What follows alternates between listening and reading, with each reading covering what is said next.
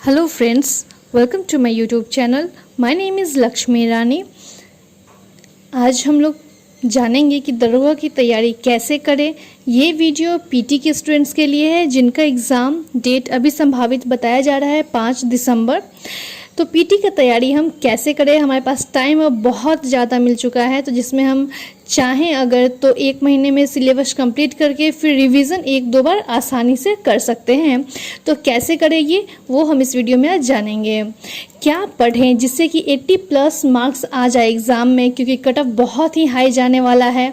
एक तो इस वैकेंसी का आया हुआ बहुत टाइम हो चुका है, दूसरा बहुत सारे बच्चे पहले से ही तैयारी कर चुके हैं क्योंकि सभी को लग रहा था कि एग्ज़ाम अगस्त सितंबर में ले लेगा। और बहुत सारे स्टूडेंट ऐसे हैं जो अब शुरू करेंगे तैयारी करना, उनके पास भी अच्छा खासा मौका मिल चुका है। तो टक्कर बहुत ज़्यादा है, कंपटीशन बहुत हाई है, तो पढ़ाई भी बहुत हाई लेवल का पढ़ना पड़ेगा। लेकिन पढ़ना ज़्यादा कुछ नहीं है, सिलेबस इसका ज़्यादा बड़ा नहीं है और इसका जो है वो क्वेश्चन बहुत ही आसान, ना तो ज़्यादा हार्ड रहता है ना ज़्यादा लो रहता है, लेवल बहुत ही मीडियम रहता है। जो अगर कोई भी बच्चे मन लगा कर पढ़ना चाहें या पढ़ रहे हैं तो उनका एग्ज़ाम तो ज़रूर ही क्वालिफाई करेंगे वो। तो चलिए आज हम देखेंगे कि कौन कौन सी बुक्स पढ़ें, उस बुक से हम क्या क्या इम्पॉर्टेंट पढ़ सकते हैं जो एग्ज़ाम के लिए इम्पॉर्टेंट है। एंड वन मोर पॉइंट कि बहुत सारे स्टूडेंट बहुत सारी बुक्स पढ़ते हैं और उन्हें लगता है कि वो इतना पढ़ चुके हैं, तो वो हेल्पफुल नहीं है आपके लिए। बल्कि अगर आप एक ही बुक को इस 3-4 महीने में अगर 3 से 4 बार पढ़ लेते हैं तो वो बहुत मायने रखता है आपके लिए। इस वीडियो में मैं सिर्फ 3 बुक्स को ही लेकर के चलूँगी। तो चलिए बुक्स देख लेते हैं कौन कौन सा पढ़ना है जो बेस आपका स्ट्रॉन्ग कर देगा बहुत ही ज़्यादा, अगर आप 2-3 बार इन सारे बुक्स को अच्छे से पढ़ लेते हैं तो। एंड वन मोर थिंग कि अगर आप लोग चाहें तो मैं होमवर्क सीरीज भी स्टार्ट करने का सोच रही हूँ। तो जो लोग चाहते हैं कि होमवर्क सीरीज स्टार्ट करूँ वो कमेंट में प्लीज़ कमेंट कीजिएगा, तो ही मैं स्टार्ट करूँगी। और ये होमवर्क सीरीज जो मैं स्टार्ट करने का सोच रही हूँ वो 1 मंथ का होगा। पर डे आपको होमवर्क दिया जाएगा, उस होमवर्क को आपको रेगुलर कंप्लीट करना है। अगर आप 1 मंथ ऐसा कर लेते हैं तो मैं गारंटी के साथ कह सकती हूँ कि 2 महीने आपके पास रहेंगे जिसमें कि आप अच्छे से उन सारे होमवर्क्स को पढ़ सकते हैं, रिविज़न कर सकते हैं।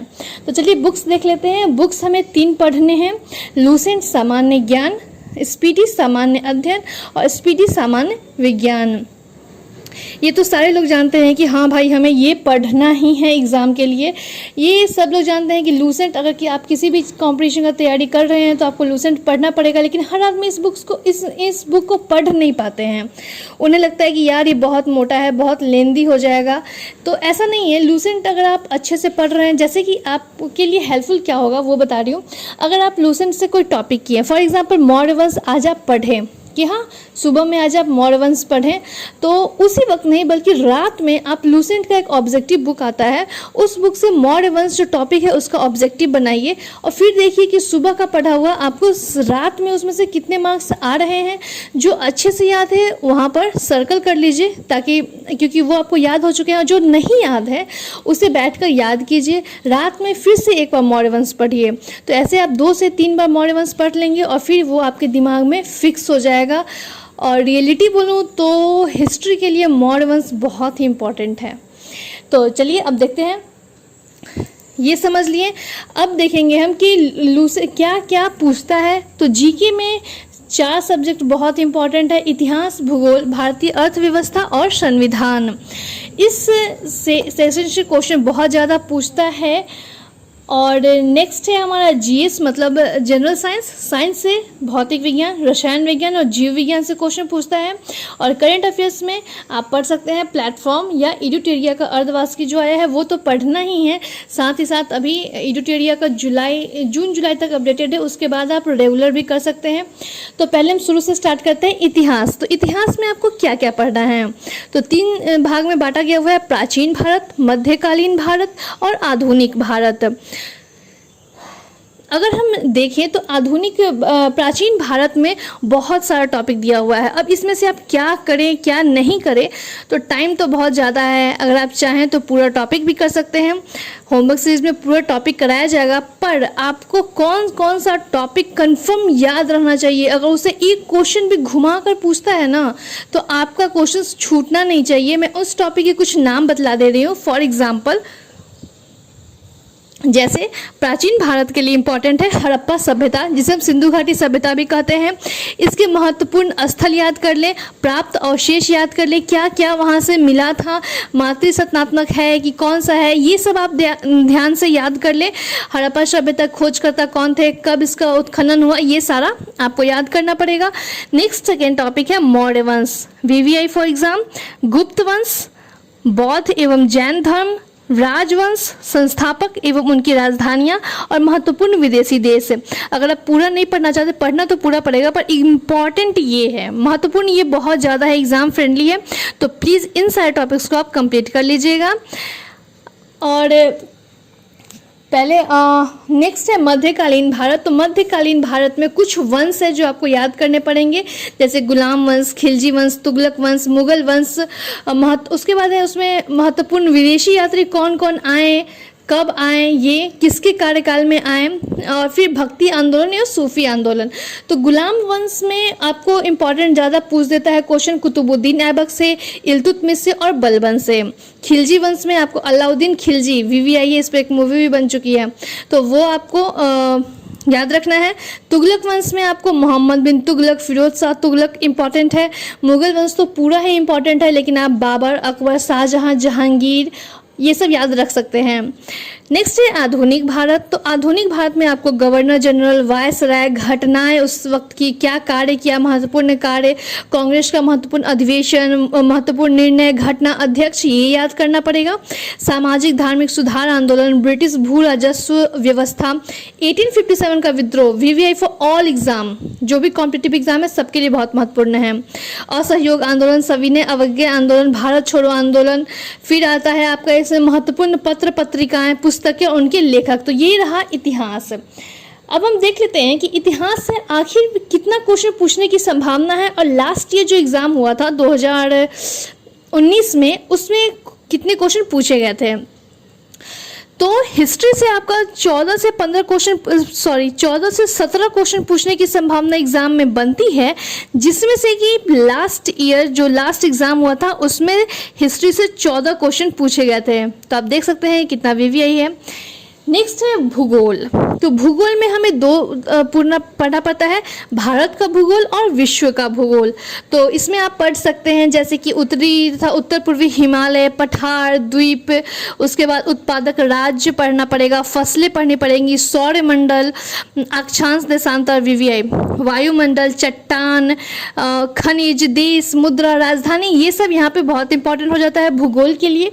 तो भूगोल से क्वेश्चन पूछने की संभावना सेम है, 14 से 17, और लास्ट ईयर एग्जाम में क्वेश्चन पूछा गया था 15। ठीक है, तो ये ज्योग्राफी भी बहुत इंपॉर्टेंट रोल निभाएगा अगर आप ज्योग्राफी पूरा कंप्लीट कर लेते हैं तो। नेक्स्ट है पॉलिटी।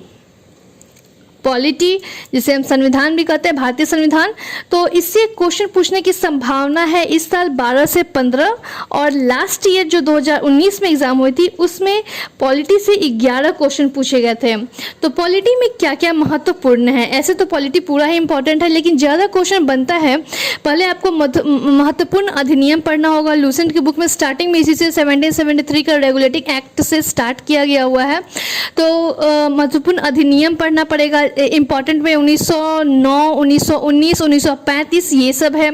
उसके बाद उसका निर्माण कैसे हुआ संविधान का, संविधान की प्रस्तावना पढ़नी पड़ेगी, नागरिकता, मूल अधिकार, कर्तव्य, राज्य के नीति निर्देशक तत्व, राष्ट्रपति, संसद, और साथ ही साथ आपको भाग, अनुच्छेद और जो भी संशोधन किए गए हैं वो आपको अच्छे से याद होने चाहिए अगर आप एग्जाम में बैठने जा रहे हैं तो। नेक्स्ट है इकोनॉमिक्स। इकोनॉमिक्स से संभावना है लगभग 4 से 6 क्वेश्चन पूछने की, जिसमें से लास्ट ईयर क्वेश्चन 2 पूछा गया था। क्या होता है कि इकोनॉमिक्स हम पढ़ते तो हैं, लेकिन इकोनॉमिक्स से क्वेश्चन जो पूछता है वो करेंट का क्वेश्चन ज़्यादा पूछ देता है। इसमें आपको पढ़ना पड़ेगा मुद्रास्फीति, बैंकिंग, राष्ट्रीय आय, तो इसका आप करेंट भी देख लीजिएगा। ठीक है, अब हम आते हैं तो टॉपिक कंप्लीट हो गया, इतिहास, भूगोल, भारतीय अर्थव्यवस्था और भारतीय संविधान। अब हम देखते हैं जनरल साइंस, इसमें हमें क्या पढ़ना है, किससे कितने क्वेश्चन आते हैं। तो सबसे पहले बतला दूं कि अगर हम पूरा साइंस को लेकर देखें तो लगभग 16 से 17 क्वेश्चन इसे पूछे जाते हैं। और पिछले साल जो एग्ज़ाम हुआ था उसमें 16 क्वेश्चन पूछे गए थे, आई थिंक, हाँ 16 क्वेश्चन ही पूछे गए थे। और इसमें इम्पॉर्टेंट आपका हो जाता है जीव विज्ञान। सबसे अधिक क्वेश्चन जो पूछता है वो बायोलॉजी से पूछता है, उसके बाद फिजिक्स, भौतिक विज्ञान एंड सबसे कम क्वेश्चन रसायन विज्ञान से पूछता है। तो देख लेते हैं जीव विज्ञान में आपके लिए क्या क्या इंपॉर्टेंट है जो आपको पढ़ना चाहिए। तो पहले तो आप सेल पढ़ लीजिएगा, जिसे हिंदी में हम कोशिका बोलते हैं। कोशिका के अंग, उनके कार्य, फिर हम पढ़ेंगे पाचन तंत्र, तंत्रिका तंत्र, रक्त पढ़ लीजिएगा। उसका विटामिन बहुत इंपॉर्टेंट हो जाता है। जीवाणु, विषाणु, कवक, प्रोटोजोआ, इन सभी से होने वाले रोग कौन कौन से हैं ये बहुत इंपॉर्टेंट है। और विटामिन से तो क्वेश्चन डेफिनेटली एग्जाम में रहता ही है, चाहे वो बीपीएससी हो, दरोगा हो या कोई भी एग्ज़ाम हो। तो विटामिन से आपको क्या क्या पढ़ना है, तो उसका रासायनिक नाम याद कर लेना है, कमी याद कर लेना है, या किसकी अधिकता के कारण ये रोग होता है, उसका वैज्ञानिक रासायनिक नाम क्या है वो आपको पढ़ लेना पड़ेगा। तो जीव विज्ञान में आपको इतना पढ़ना पड़ेगा। नेक्स्ट है फिजिक्स, देख लेते हैं, जिससे कि थोड़ा कम क्वेश्चन आता है। तो इससे में आपको पढ़ना पड़ेगा प्रकाश, ऊष्मा, कार्य शक्ति और ऊर्जा, ये बहुत ही इंपॉर्टेंट है। और इसका आपको याद करना पड़ेगा महत्वपूर्ण मात्रक, ऐसा यूनिट आपको कंफर्म याद रखना ही पड़ेगा। अब आते हैं हम रसायन विज्ञान पे। तो रसायन विज्ञान पे आपको परमाणु संरचना, धातु, मिश्र धातु, रासायनिक यौगिक, उनके उपयोग, ये सभी आपको पढ़ने पड़ेंगे। तो ये हो गया हमारा जीके जीएस, जिससे कि कितने क्वेश्चन आते हैं, क्या क्या पढ़ना चाहिए एग्जाम के लिए, क्या क्या हेल्पफुल है, वो हम लोगों ने देख लिया। अब हम देखेंगे करंट अफेयर्स, जो एग्जाम में आपके मार्क्स को बहुत ही ज़्यादा बढ़ा भी सकता है और बहुत ही ज़्यादा लो भी कर सकता है, अगर आप करंट अफेयर्स पे फोकस नहीं कर रहे हैं तो करंट अफेयर्स पे फोकस करने के लिए आपको एक तो 6 अर्धवार्ष की बुक रखना पड़ेगा, जिसके लिए मैं एडिटोरिया आपको सजेस्ट करूँगी। एडिटोरिया में टू द पॉइंट सारे जो भी इम्पोर्टेंट है एग्ज़ाम के लिए वो सारे पॉइंट को कवर किया गया हुआ है। ऐसे आप पर मंथ में प्लेटफॉर्म पढ़ सकते हैं, या फिर अगर आप इसे नहीं लेना चाहते हैं तो आप पर डे कोई एक यूट्यूब चैनल देख लीजिए, उसे अपने कॉपी में वहाँ से करंट अफेयर्स को नोट डाउन कीजिए और सुबह शाम 2 बार उस करंट अफेयर्स को ज़रूर पढ़िए, जिससे कि वो आपके दिमाग में फिक्स हो जाए। तो करंट अफेयर्स पे तो बहुत ही ज़्यादा मेहनत करना पड़ेगा। तो इसके लिए पहले हम देख लेते हैं कि क्या क्या पढ़ना बहुत इंपॉर्टेंट है, जिससे कि हमारे एग्ज़ाम में मार्क्स हाई हो जाए। तो क्या क्या योजनाएं बनाई गई हैं, क्या भारत सरकार के रिपोर्ट क्या हैं, बजट पढ़ना पड़ेगा, आर्थिक सर्वेक्षण पढ़ना पड़ेगा, सूचकांक और महत्वपूर्ण दिवस और उसके थीम से तो ये क्वेश्चन रहेगा ही रहेगा एग्ज़ाम में। तो प्लीज़ ये टॉपिक पूरा अच्छे से रट जाइएगा आप लोग। नेक्स्ट है सैन्य अभ्यास, ये पूछता है एग्ज़ाम में। एक पूछ देता है कि जैसे ये कौन थे जिनका निधन हो गया, ये क्या कार्य करते थे, तो वो भी देख लीजिएगा। GI tag and most important प्रमुख पुस्तकें एवं उनके लेखक, ये तो मतलब जितनी भी आपको मिल जाना उतना याद कर लीजिएगा बस। एडिटोरिया में भी अच्छा खासा इसका कलेक्शन दिया गया हुआ है, आप उसे भी अगर याद कर लेते हैं तो आई थिंक एग्जाम में क्वेश्चन उससे आपका मैच कर जाएगा। उसके बाद लोकसभा के मंत्री परिषद, राज्य के मुख्यमंत्री और राज्यपाल, ये भी इम्पॉर्टेंट है। अगर कोई नए, अभी तो राज्यपाल बहुत सारे चेंज हुए हैं तो वो आप याद कर लीजिएगा। खेल घटनाक्रम से भी एक क्वेश्चन रहता है, पुरस्कार भी रहता है। तो इस कुछ टॉपिक है जिससे कि एग्जाम में क्वेश्चन रहता है, तो आप उस टॉपिक को भी अगर कर लेते हैं तो आपके मार्क्स हाई हो जाएंगे। लास्ट ईयर जो एग्जाम हुआ था उसमें करंट अफेयर्स से 28 क्वेश्चन पूछे गए थे। OMG 28 सबसे ज़्यादा क्वेश्चन पूछे गए थे। तो प्लीज़ आप लोग करंट अफेयर्स पे ज़्यादा फोकस कीजिएगा। और इसके अलावा भी कुछ क्वेश्चन पूछे गए थे, जैसे कि बिहार जीके से क्वेश्चन पूछा गया था, इसे 2 क्वेश्चन पूछा गया था, तो 2-3 क्वेश्चन इसे पूछ देता है। जैसे कि सर्वाधिक लिंगानुपात कहाँ है, किस जिला में है, साक्षरता पूछ देता है। तो ये आप देख लीजिएगा, बिहार अगर आप पढ़ लेते हैं बिहार को, तो वहाँ आपको ये पूरा कंप्लीट हो जाएगा, 2-3 नंबर वहाँ से आपका आ जाएगा एग्जाम में। अब आता है विविध। विविध से 7 नंबर क्वेश्चन पूछे गए थे एग्जाम में। जैसे सबसे बड़ा क्या है, उसके बांध में पूछ सकता है, या मंदिर पूछ सकता है, या फिर प्रथम राष्ट्रपति कौन थे। इतना ईजी तो नहीं पूछेगा, प्रथम में पुरुष महिला ये सब में पूछ देता है। तो उससे रिलेटेड 7 क्वेश्चन लास्ट एग्जाम में पूछे गए थे। अब लास्ट टॉपिक है जिससे कि 5 क्वेश्चन पूछे गए थे, और वो है मैथ्स, मैथमेटिक्स, गणित, जिसे 5 क्वेश्चन पूछे गए थे। और तो आपको मैथ्स पर भी थोड़ा बहुत ध्यान देना है, कुछ टॉपिक से ही क्वेश्चन पूछे गए थे। तो आपको अगर दरोगा के लिए प्रिपरेशन करना है तो इतना कंफर्म करना पड़ेगा कि आपको जनरल नॉलेज और जनरल साइंस, करंट अफेयर्स इतना लेकर चलना पड़ेगा। इस 3 को अगर आप लेकर चलते हैं तो आपका मार्क्स अच्छा खासा एग्ज़ाम में आ जाएगा, और कट ऑफ जो जाएगा उसमें आपका नाम भी ज़रूर रहेगा। तो एक बार और बतला देती हूँ कि अगर आप लोग अगर आप लोग दरोगा के लिए होमवर्क सीरीज चाहते हैं तो कमेंट सेक्शन में कमेंट जरूर कीजिएगा। तो मैं होमवर्क सीरीज स्टार्ट करूँगी, जो कि सिर्फ 1 महीने का ही होगा, जिसमें आप लोगों को पूरा कोर्स कंप्लीट करा दूंगी। मतलब कि जनरल सामान्य ज्ञान, अध्ययन और विज्ञान और करंट अफेयर्स भी लेकर के चलूँगी। एंड वन मोर थिंग कि प्रैक्टिस सेट करना आप लोग मत भूलिएगा। वो तो जो लूसेंट से पढ़िएगा और लूसेंट का ऑब्जेक्टिव बनाइएगा वो अलग बात है, लेकिन प्रैक्टिस सेट मत भूलिएगा। प्रैक्टिस सेट में अगर आप चाहें तो प्लेटफॉर्म का प्रैक्टिस सेट कर सकते हैं, उसमें डिस्क्रिप्शन बहुत अच्छा से किया हुआ है। एडुटेरिया का कर सकते हैं, ये दोनों बहुत इंपॉर्टेंट बुक है। प्रैक्टिस सेट अच्छा है जिससे कि आपका बहुत अच्छा से मतलब बेस स्ट्रांग हो जाएगा।